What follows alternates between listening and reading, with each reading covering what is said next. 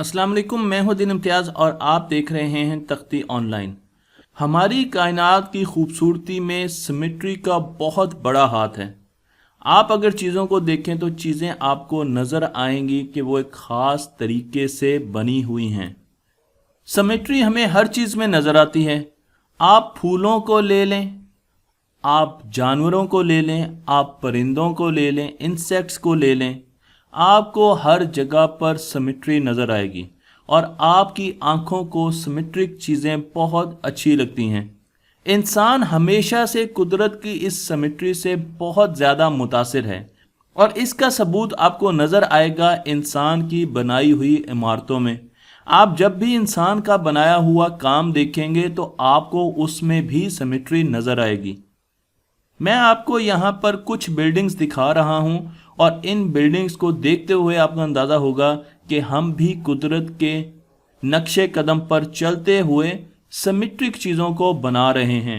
Symmetry होती क्या है? सिमेट्री की वैसे तो बहुत सी तारीफ़ें हैं, लेकिन जिस तारीफ़ का मैंने यहाँ पर जिक्र किया है वो कुछ यूँ है कि अगर आप किसी भी चीज़ को बीच में से काट दें और वो दोनों तरफ एक जैसी हो तो वो इस लाइन के सिमेट्रिक होगी, जिस लाइन से हमने उसे काटा है या जो लाइन उसके बीच में हमने ड्रॉ की है। इसे हम सिमेट्री कहते हैं। सिमेट्री मुख्तलिफ किस्म की होती है, लेकिन सबसे पहले ये देखते हैं कि कौन से ऑपरेशन, कौन सी मशीनें, कौन से प्रोसेस सिमेट्रिक होते हैं और कौन से प्रोसेस सिमेट्रिक नहीं होते। मैंने आपको यहाँ पर एक डब्बा दिखाया जिसमें एक मशीन है और इसमें एक इनपुट है, एक बच्चा है और एक आउटपुट आती है जो कि वही बच्चा आपको नज़र आ रहा है। अगर आपको इनपुट और आउटपुट में कोई फ़र्क नज़र नहीं आता तो इसका मतलब यह है कि जो ऑपरेशन इस डब्बे में हो रहे हैं वो सिमेट्रिक ऑपरेशंस हैं। ये एक सिमेट्रिक मशीन है। लेकिन अगर आउटपुट पर आपको वो चीज़ ना मिले जो कि आपने इनपुट की हो तो इसका मतलब ये है कि ये मशीन सिमेट्रिक नहीं है, इसका ऑपरेशन सिमेट्रिक नहीं है, क्योंकि आप आउटपुट और इनपुट को अलग-अलग पहचान सकते हैं, उनको अलग किया जा सकता है। हमारे पास मुख्तलिफ किस्म की सिमेट्रीज होती हैं जो कि मैं इस प्रेजेंटेशन में आपसे डिस्कस करूंगा। तो सबसे पहले हम रोटेशनल सिमेट्री की बात करते हैं। आप अपने साइकिल के पहिए को हर रोज़ घूमता हुआ देखते हैं, तो क्या ये पहिया जब घूमता है आपको इसमें कोई फ़र्क नज़र आता है? जी नहीं, क्योंकि ये पहिया रोटेशनली सिमेट्रिक है, इसलिए आपको इसमें फ़र्क नज़र नहीं आएगा। मसलन मैं अगर आपको एक हेक्सागोनल दिखाऊं और इस हेक्सागोनल को अगर 60 एंगल पर रोटेट किया जाए तो ये भी रोटेशनली सिमेट्रिक होगा, क्योंकि आपको फ़र्क का पता नहीं चलेगा। लेकिन अगर मैं इसको 60 की बजाय 30 डिग्री पर रोटेट करूं तो ये रोटेशनली सिमेट्रिक नहीं होगा और उसकी वजह यह है कि आपको फ़र्क का अंदाज़ा हो जाएगा। तो इसलिए इसे 60 पर अगर हम रोटेट करेंगे तो ये सिमेट्रिक है, रोटेशनली सिमेट्रिक है, और अगर हम 60 पर रोटेट नहीं करेंगे तो ये रोटेशनली सिमेट्रिक नहीं है। नीचे दिया गया ट्रायंगल तो बिल्कुल ही सिमेट्रिक नहीं, क्योंकि आप इसको रोटेट करें आपको किसी किस्म की रोटेशनल सिमेट्री नज़र नहीं आएगी। कॉन्टिन्यूस और डिस्क्रीट सिमेट्री का बताना भी बहुत ज़्यादा ज़रूरी है।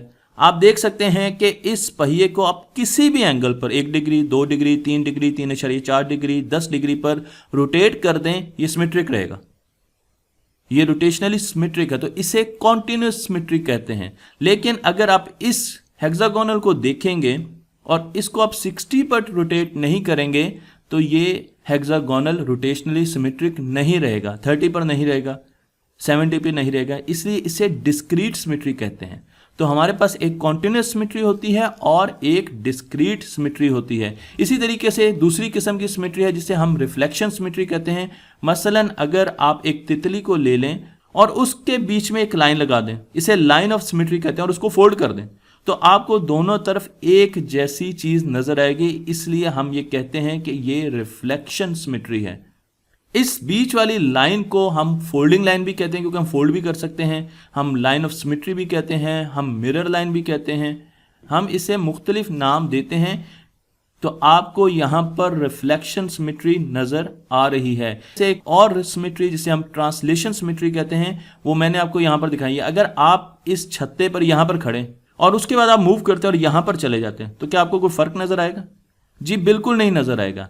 इसका मतलब यह है कि आप ट्रांसलेशनल मूवमेंट करें, आप एक जगह से स्पेस में दूसरी जगह जाएं, आप ऊपर जाएं, नीचे जाएं, पीछे जाएं, आगे आएं, आप जहां पर भी जाएं आपको बिल्कुल एक जैसी चीजें नजर आएंगी, आप फर्क नहीं कर सकेंगे। इस किस्म की सिमेट्री को हम ट्रांसलेशनल सिमेट्री कहते हैं, जहां पर हमें दो जगह पर एक जैसी चीजें ही नजर आ रही हों।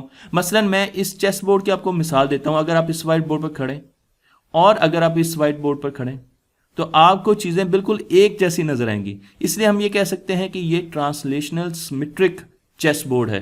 फिर हमारे पास आती है ग्लाइड रिफ्लेक्शन सिमेट्री। ये एक कम्प्लेक्स सिमेट्री है, लेकिन मैं आपको बताता चलूं कि इसमें ट्रांसलेशनल सिमेट्री भी है। अगर आप इस ट्राइंगल को देखें तो हमने इसको मूव किया है आगे को, तो यहां पर आप देखें स्पेस में मूव कर रहा है, इसलिए इसे ट्रांसलेशनल सिमेट्री भी इसका हिस्सा है। और इसके साथ साथ इस ट्राइंगल का जो मिरर इमेज है उसमें जो डिस्टेंस है वो आधा होगा इस डिस्टेंस के, ये भी इसकी एक कैरेक्टरिस्टिक्स है। तो ट्रांसलेशनल सिमेट्री भी इसका हिस्सा है और डिस्टेंस में वेरिएशन भी इसका हिस्सा है। तो आपको नजर आ रहा है कि यहाँ पर मुख्तलिफ किस्म के पत्ते हैं जो कि ग्लाइड रिफ्लेक्शन सिमेट्री देते हैं, और इसलिए मैंने इसकी पूरी डेफिनेशन आपके लिए यहाँ पर लिख दी है। सिमेट्री का फायदा क्या है? सिमेट्री का सबसे बड़ा फायदा यह है कि हम चीज़ों को जनरलाइज कर सकते हैं, हम चीज़ों को फ्यूचर में प्रिडिक्ट कर सकते हैं। मसलन अगर आप छत्ता ले लें शहद की मक्खियों का और उसके कुछ सेल्स ले लें और उनको देखें कि उनमें आपको कितना शहद मिल रहा है, तो आप गैस कर सकते हैं कि आपको इस जगह पर भी उतना ही शहद मिलेगा, आपको इस जगह पर भी उतना ही शहद मिलेगा, आपको किसी और छत्ते पर भी उतना ही शहद मिलेगा। तो इसका मतलब ये है कि आप चीज़ों को जनरलाइज कर सकते हैं। फिर आप ये भी देख सकते हैं कि एक सेल में कितना वैक्स लग रहा है और उसके अंदर कितना हनी स्टोर है, वो आपको बाकी जगहों पर भी वैसे ही मिलेगा। तो इसलिए आप चीज़ों को जनरलाइज करने के लिए सिमेट्री का इस्तेमाल करते हैं। इसका मतलब ये है कि सिमेट्री हमारे लिए चीज़ों को बहुत आसान कर देती है। जो चीज़ें सिमेट्रिक हैं, अगर हम दुनिया में उसको जनरलाइज कर रहे हैं तो वो कायनात में हर जगह पर हमें एक जैसी मिलेंगी। इसका मतलब ये कि हम कायनात की दूर दूर की चीज़ों को भी जनरलाइज कर सकते हैं। एक और किस्म की भी सिमेट्री होती है जिसे टाइम सिमेट्री कहते हैं। मसलन अगर आप एक पेंडुलम के पास खड़े हो जाएं और उसको घूमता हुआ देखें तो क्या आपको वो पेंडुलम जिस तरह आज नजर आ रहा है उसी तरीके से कल नजर आएगा, उसी तरीके से परसों नजर आएगा? बिल्कुल ऐसे ही। तो इसका मतलब ये कि टाइम में भी फर्क डालने से आपको कोई फर्क नजर नहीं आ रहा। इसी तरीके से मैंने आपको यहाँ पे एक साइनोसॉइड दिखाया, आप यहाँ पे देख लें इसको, आप चाहे आगे जाके टाइम में देख लें, ये टाइम एक्सिस आप यहाँ पर देख लें, आपको हर जगह पर ये साइनोसॉइड एक जैसा नजर आएगा, क्योंकि इस साइनोसॉइड में टाइम सिमेट्री मौजूद है। तो आपके पास टाइम में भी जब आप मूव करते हैं तो आपको चीज़ें डिफरेंट होती हुई नज़र ना आए, इसका मतलब ये है कि वो चीज़ें टाइम के साथ सिमेट्रिक हैं। मैथमेटिक्स में मैं ग्रुप थ्योरी का नाम लेना ज़रूर चाहूँगा, जो कि एक ऐसी ब्रांच है जो सिमेट्रीज को एक्सप्लोर करती है, और बहुत सी ऐसी सिमेट्रीज हैं जो मैंने आपको यहाँ पर नहीं दिखाई। कुदरत में भी सिमेट्रीज हमें बहुत ज्यादा नजर आती हैं। कुदरत का झुकाव भी हमें कुछ सिमेट्रीज की तरफ ज्यादा नजर आता है। मसलन आप इस स्नोफ्लेक को ले लीजिए, इसमें भी हमें एक सिमेट्री नजर आ रही है और ये डिस्क्रीट सिमेट्री है। आपका सवाल ये होगा कि स्नोफ्लेक की यही शक्ल क्यों और यही सिमेट्री क्यों? और इसकी वजह साइंसदानों ने जान ली है और उनका ये कहना है नेचर हमेशा उन सिमेट्रीज को प्रेफरेंस देती है, उनकी तरफ झुकाव रखती है जो कि लो एनर्जी स्टेट्स में होती हैं, जिनके लिए कम एनर्जी चाहिए होती है। मसलन हम जानते हैं कि सियारों और सितारों की शक्ल गोल होती है, और उसकी वजह यह है कि जो राउंड शेप ऑफ प्लैनेट्स होती है उसमें ग्रेविटेशनल एनर्जी सबसे कम होती है। इसलिए नेचर ने हमें रेक्टेंगुलर सियारे नहीं दिए, हमें त्रिकोणीय सियारे नहीं दिए, हमें ट्रायंगुलर सियारे नहीं दिए, बल्कि उन्होंने उस सिमेट्री को चूज किया जिसमें सबसे कम एनर्जी मौजूद हो। बबल्स को ही ले लीजिए, बबल्स की सरफेस भी राउंड होती है और उसकी वजह यह है क्योंकि round surface minimum surface tension energy हमें ऑफर करती है। इसलिए यहाँ पर भी बबल की शक्ल आपको ट्रायंगल नहीं मिलेगी, आपको रेक्टेंगल नहीं मिलेगी, आपको ट्रेपेजॉइडल नहीं मिलेगी। उसकी वजह यह है कि नेचर हमेशा मिनिमम एनर्जी कंस्टलेशन को फायदा देती है, उसकी तरफ झुकाव रखती है। चलें एक सिमेट्री को जरा गौर से देखते हैं। आपका सवाल यह होगा कि हमेशा हनी बीज हेक्सागोनल हनी कॉम्स इन सेल्स को हेक्सागोनल क्यों बनाती हैं? तो मैं आपके सामने कुछ थेरीज रखता हूं जिसमें आपको पता चलेगा कि हनी बीज हेक्सागोनल सेल्स इसलिए बनाती हैं कि नंबर वन, उनमें कोई स्पेस नहीं होती। अब आपका सवाल होगा कि स्पेस तो अगर वो ट्रायंगल या स्क्वायर यूज़ करें उसमें भी नहीं होगी।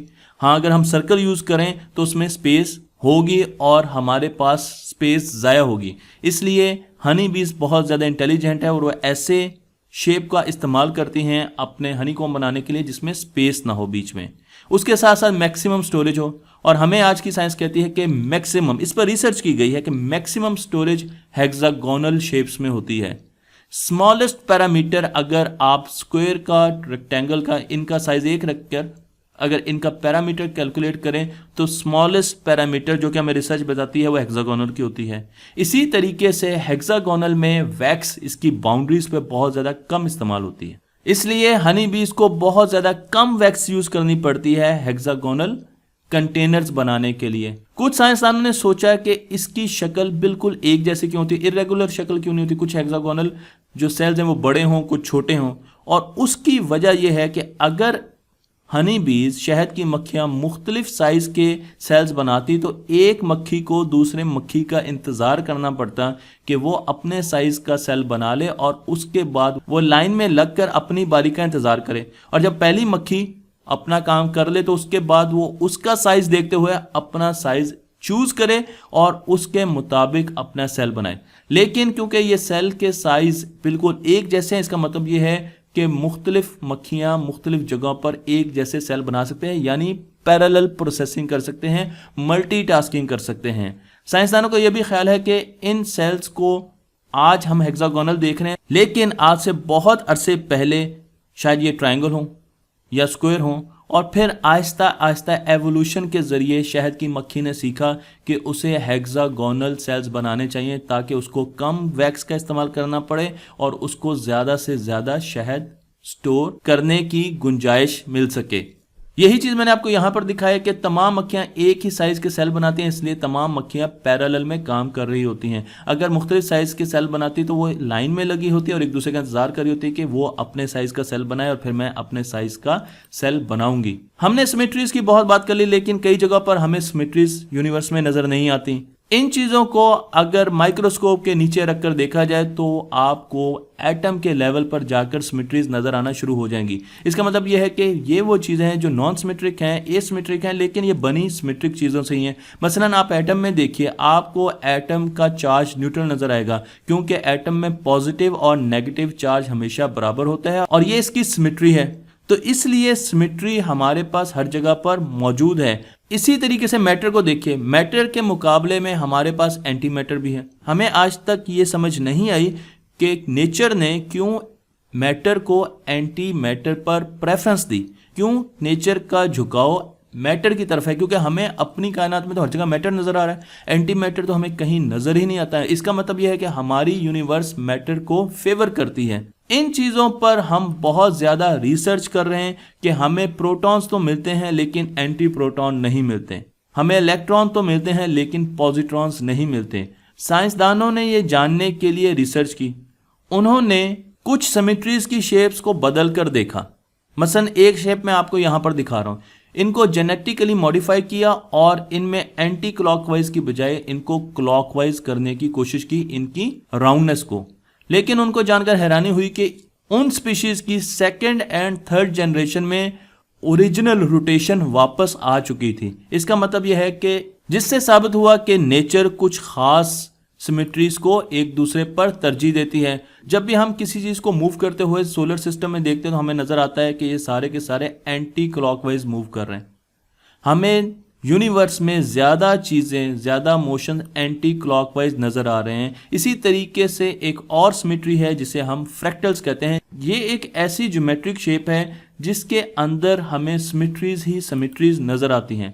मैं आपको यहाँ पर मुख्तलिफ किस्म के फ्रैक्टल्स दिखाता हूँ जो कि हमें यूनिवर्स में बहुत जगहों पर मिलते हैं, लेकिन जो आप देखेंगे आपको नज़र आएगा कि आपको हर वक्त ये एहसास नहीं होगा कि आप मुख्तलिफ चीज़ देख रहे हैं। फ्रैक्टल्स अपने आप को दोहराते हैं, रिकर्सिव होते हैं, इन्फिनिट होते हैं, इनका कभी खात्मा नहीं होता और हमें नेचर में बहुत जगह पर फ्रैक्टल्स नज़र भी आते हैं। बायोलॉजी में भी मुख्तलिफ किस्म की सिमेट्रीज यूज़ होती हैं। मसलन अगर आप किसी भी इंसेक्ट को बीच में से लें, अगर इंसान को ले लें तो आपको बायलेटरल सिमेट्री नजर आएगी, दोनों तरफ एक जैसी चीजें नजर आएगी।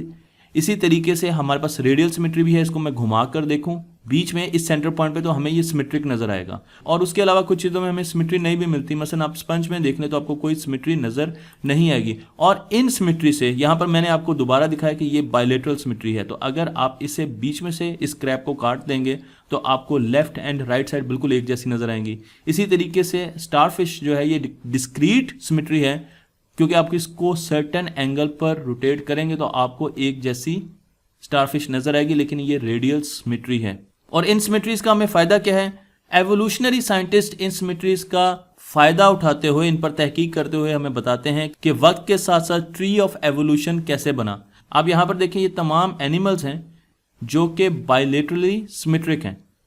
तो साइंसदान ये समझते हैं कि शायद इनके कॉमन एंसेस्टर हैं, इनके आबाओ अजदाद कॉमन है, क्योंकि ये एक दूसरे से मिलते जुलते हैं और बायलेटरल सिमेट्री इनमें एग्जिस्ट करती है। इसी तरीके से अगर मैं आपको यहाँ पर दिखाऊं तो आप देख सकते हैं कि जो एनिमल एंसेस्टर है उसमें कुछ ऐसे एनिमल्स हैं जो कि एसिमेट्रिक हैं जैसे स्पंज, कुछ ऐसे एनिमल्स हैं जो रेडियल सिमेट्रिक हैं, कुछ ऐसे हैं जो बायलेटरल सिमेट्रिक हैं, और हम उनकी ये फॉर्म देख रहे हैं। तो इसी तरीके से अगर इस ट्री को हम पीछे लेके जाएं तो आहिस्ता आहिस्ता हम एक कॉमन एंसेस्टर की तरफ जाते हैं एनिमल्स में। तो एनिमल्स में और प्लांट्स में जो सिमेट्री है वो हमें एवोल्यूशन के क्लूज देती हैं। लेकिन सिमेट्री को एक और लेवल पर लेके एक बहुत बड़ी जर्मन मैथमेटिशियन जिनका नाम है एमी नोदर, और इन्होंने सिमेट्री को इस्तेमाल किया आइंस्टाइन की एक बहुत बड़ी मुश्किल को हल करने के लिए। वो मुश्किल क्या होगी अगली वीडियो में आपको बताऊंगा। अगर आपको ये वीडियो पसंद आई है तो मेरे चैनल को लाइक कीजिए, शेयर कीजिए और दूसरों तक पहुंचा दीजिए।